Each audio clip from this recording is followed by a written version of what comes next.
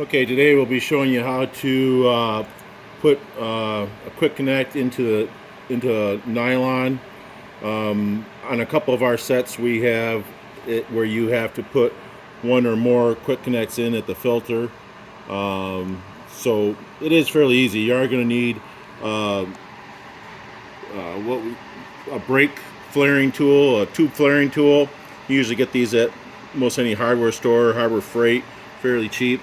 And so you working with the 3/8 line here, you're going to put it in the 3/8 tube hole and tighten it down just like you normally would a tube. So what we want to do is going to get a little bit of grease on there or something like that. Kind of stretch that a little bit with the needle nose. Then you can put a little grease on the quick connect too. You put it on there. There's not any tools really required, and just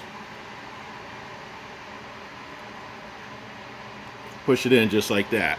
A lot of people think you gotta heat these up or put it in hot water and everything else, which some people do, but it's really not necessary.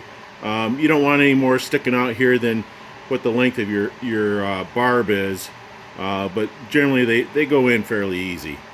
If you got any questions, give us a call. Our number was on the business card there, and we'll be happy to help you. Thank you.